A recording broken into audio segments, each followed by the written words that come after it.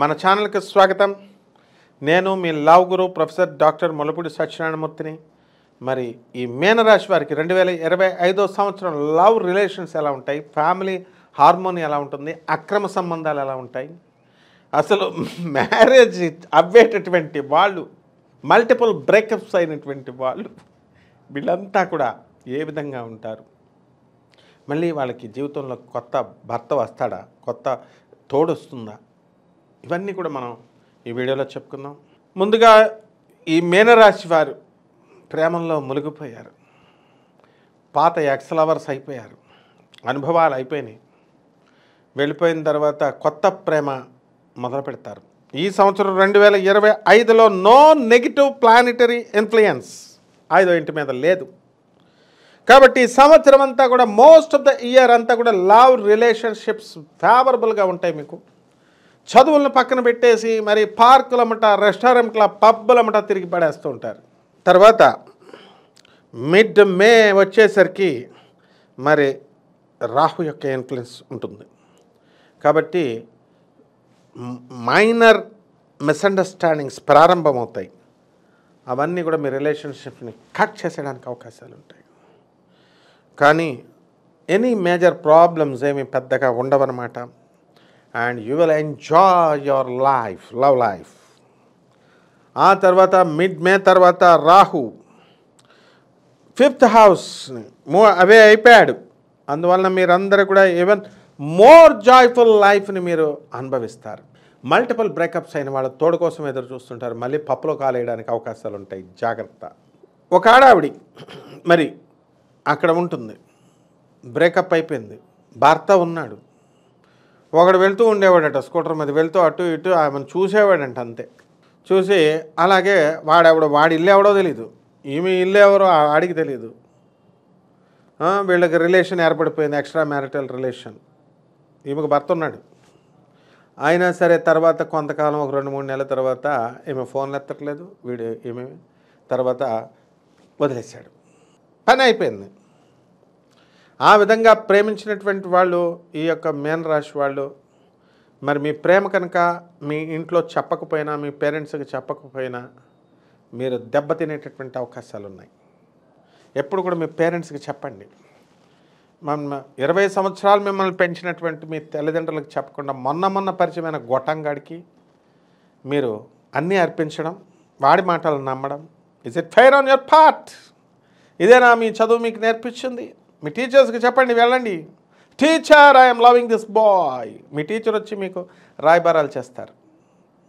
నిజంగా మీ పేరెంట్స్కి మీరు కనుక లవ్ నిజంగా చేస్తే చెప్పే దమ్ము లేనప్పుడు మీరు ప్రేమించమని మీ పేరెంట్స్ని అడిగి చెప్తున్నా, ప్రేమించారా మీరు? మీ టీచర్స్ వస్తారు. విడిపోయినటువంటి వాళ్ళ కోసం త్యాగమూర్తులు టీచర్లు. కాబట్టి వాళ్ళు వచ్చి విడిపోయినటువంటి వాళ్ళకి బంధువులు రారు మీకు కలపడానికి. బిర్యానీలు తినేస్తారు పెళ్ళిళ్ళలో, పార్టీల్లో 15 లక్షలు ఖర్చు పెట్టి, లేకపోతే కన్వెన్షన్ హాల్లో, కోర్టుల్లో, పోలీస్ స్టేషన్లో మీరు పోరాడుకున్నప్పుడు బంధువులు రారు, స్నేహితులు రారు. ఏదైనా 1% ఉంటే ఇదివరకు కాలంలో స్నేహితులు వచ్చేవారు. పెళ్ళికి ముందు కొట్టుకోకముందు వస్తారు, కానీ కొట్టుకున్న తర్వాత అందరూ గైర్హాజరు. మరి అప్పుడు వచ్చేది నీ టీచరే. వాళ్ళ ఇంటికి వెళ్తారు. వాళ్ళేమో ఈ అమ్మాయిని పెట్రోల్ వేసి కాల్చేస్తే మీరు వస్తారా, సంతకాలు పెట్టండి, గ్యారంటీ సంతకాలు పెట్టండి అంటే వాళ్ళేం పెడతారు పాపం టీచర్లు. కాబట్టి మీ రిలేషన్స్ని పాడు చేసుకోవద్దు. ఏదో డబ్బులు ఉన్నాయి వాడి దగ్గర, ఏదో డ్రెస్సింగ్ సెన్స్, డ్రెస్సింగ్ బాగా వేస్తున్నాడని, మాకు డ్రెస్సులు అంటే ఇష్టం అండి, వాడు కొత్త బట్టలు వేస్తున్నాడు. అసలు బట్టలు డ్రెస్సింగ్ వేసాడంటేనే వాడు నేను పడగొట్టడానికి. ఫైనాన్స్ కంపెనీ వాళ్ళు చూడండి జాగ్రత్తగా, చాలామంది నగలు వేసేస్తారు ఇలాగా. No one. మామూలు ఆఫీసర్ ఉంటాడు, ఒక IAS ఆఫీసర్, చైన్లు వేస్తాడా, మెళ్ళ గొలుసులు వేస్తాడా, చిన్న డబ్బా ఫోన్ పట్టుకుంటాడు. నేను ఒక DCP దగ్గరికి వెళ్ళాను. ఒకడిని తీసుకెళ్తే 3 కోట్లు బొక్క పెట్టినవాడు ఒకడు ఉన్నాడు. వాడు బిజినెస్లో అందరికీ ప్రజల డబ్బులు ఎత్తుకుపోయాడు. అది కూడా CCS పోలీస్ స్టేషన్. ఏంటి ఈయన DCP అయినా ఏంటి చిన్న ఫోన్ వాడుతున్నాడు అన్నాడు. నువ్వు పెద్ద బోకుగడివిరా, కాబట్టి నువ్వు ఐఫోన్లు 2 పెట్టుకుంటావు, నువ్వు పడగొట్టాలి, కాబట్టి అమ్మాయిలను పడగొట్టి వీళ్ళని పడగొట్టి 3 కోట్లు దొబ్బేయడానికి ఆయనకి ఏం అవసరం ఉంది? పోలీస్ ఆఫీసర్కి ఆయన జీతం ఆయనకి చాలు. నీలాంటి వెధవల్ని అందరినీ కూడా పాపం ఆయన చెప్తున్నారు కదా మంచిగా ఉండమని, అలాగే పెడతారు రాని. ఎవరైతే డాంబికంగా డ్రెస్సింగ్లు, ఎవరైతే డాంబికంగా ఆకర్షించాలని ప్రయత్నిస్తూ గొలుసులు, మెడలో గొలుసులు, నీట్ టక్కింగ్లు, డెక్కింగ్లు ఇవన్నీ వేస్తారో, ఒక ఐఏఎస్ ఆఫీసర్ వేస్తాడే, ఆ ఐఏఎస్ అయినా ఆలే వేయట్లేదు. నీట్గా ఉండమని చెప్తాం స్కూళ్ళల్లో. వీళ్ళతో జాగ్రత్త మీరు. మీన రాశి వాళ్ళు పడిపోవడానికి అవకాశాలు ఉన్నాయి, ఆ తర్వాత మోసపోవడానికి అవకాశాలు ఉన్నాయి. కాబట్టి ఈ మే తర్వాత మీకు అందరికీ కూడా బాగుంది. మీరు ఎదురు చూస్తున్నటువంటి మీ పాత క్లాస్మేట్ మీకు వచ్చేస్తాడు. డిస్కస్ చేయండి, పెట్టేయండి అంతే. మీటింగ్ బతుకు జట్కా బండిలో పెట్టేసి మీ ఫ్యామిలీ మధ్యలో పెట్టి మీ ప్రేమను సక్సెస్ చేసుకోండి. ప్రేమ చాలా పవిత్రమైంది. లవ్ రిలేషన్స్, ఆ తర్వాత ఈ యొక్క extra marital life plays a vital role in the life. ఈ కాలంలో అయిపోయినాయి రిలేషన్సే. ఏమనంటే సుప్రీంకోర్టు తీర్పిచ్చేసింది అంటున్నారు. కాబట్టి ప్రేమకు డెఫినేషనే మారిపోయింది. అసలు ఈ ప్రేమను కల్పించే గ్రహాలు ఎవరు? శుక్రుడు. అందరికీ తెలుసు మనకి. జ్యోతిషంలో మనకి శుక్రుడు చాలా వైటల్ రోల్, చాలా ముఖ్యమైనటువంటి పాత్రను ఇచ్చేస్తాడు. మరి జ్యోతిష్కులంతా కూడా ఒక స్ట్రాంగ్ పొజిషన్లో ఈ శుక్రుడు కనుక ఉన్నట్లయితే మరి లవ్ అనేటటువంటిది పర్మనెంట్గా ఉంటుంది. It's remains permanent. అసలు లవ్ అనేది ఆ జీవితంలో ఆ మనిషి పర్సన్స్ లైఫ్లో ఉంటుంది అని మనం అనుకుంటాం. అలాగే మరి ఈ శుక్రుడు కనుక రాహుతో కానీ, కుజుడితో కానీ, శనితో కానీ కలిసిన, వాటి యొక్క దృష్టి ఉన్న, వాటి యూనియన్, వాటితో యుతి చెందిన ఈ రిలేషన్షిప్స్లో అంతా కూడా యాడ్వర్స్ ఎఫెక్ట్స్ ఇస్తాయి. అంటే ప్రేమ బ్రేకప్స్ అయిపోవడానికి అవకాశాలు ఉంటాయి. అలాగే ఒక ఇంపార్టెంట్ నోట్ చూసుకోండి.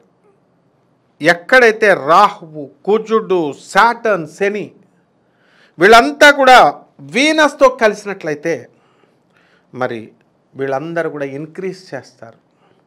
ఏమిటి ఇంక్రీజ్ చేస్తారు? Separation in relationships. ఇవన్నీ కూడా సెపరేట్ అయిపోవడానికి అవకాశాలు ఉంటాయి. అలాగే వేదిక్ ఆస్ట్రాలజీలో మనకి ఇదంతా కూడా శాస్త్రబద్ధంగా చెప్తున్నాం, ఏదో వేగ్గా నోటుకొచ్చింది కాదు. వేదిక్ ఆస్ట్రాలజీలో ఒక శుక్రుడు ఒక సిగ్నిఫికేటర్ ఆఫ్ లవ్.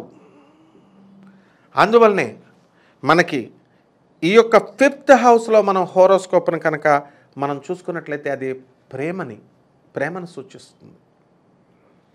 అలాగే శని కానీ, రాహు కానీ, కేతు కానీ వీళ్ళందరూ కూడా డిస్రప్షన్స్, ఈ రిలేషన్స్ బ్రేక్ చేయడానికి అవకాశాలు ఉంటాయి.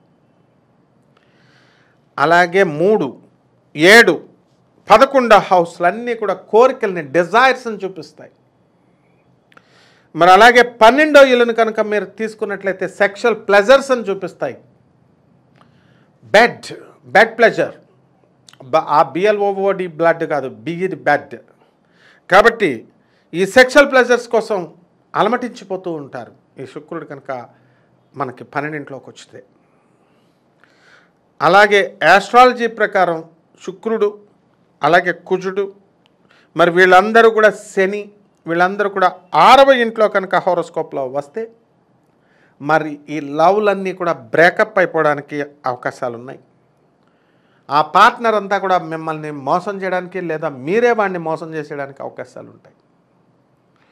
అలాగే ఏ ప్లానెట్ అయినా సరే మనం కనుక తీసుకుంటే ఒక సిగ్నిఫికెంట్ ప్రాబ్లమ్స్ని మీ రిలేషన్స్లో తీసుకురావడానికి అవకాశాలు ఉంటాయి. అలాగే కేతు 5వ ఇంట్లో ఉన్న మరి అది బ్రేకప్ మీ రిలేషన్ని కానివ్వదు. అందువలన ఈ శుక్రుడు అనేటటువంటి వాడు దీన్ని బట్టి మనం ప్లానెట్ రిలేటెడ్ టు లవ్ అనమాట. కాబట్టి దీన్ని జాగ్రత్తగా మంచి గుడ్ పొజిషన్లోకి వచ్చినటువంటి ఈ రాశులకు అన్నింటిలో కూడా సక్సెస్ఫుల్ లవ్ రావడానికి అవకాశాలు ఉంటాయి. అలాగే ఫేవరబుల్ పొజిషన్ ఆఫ్ మూన్ కూడా అలాంగ్ విత్ ద వీనస్, ఇది కూడా మంచి అద్భుతమైనటువంటి లవ్ రిలేషన్ ఏర్పాటు చేయడానికి అవకాశాలు ఉంటాయి. శుభమస్తు.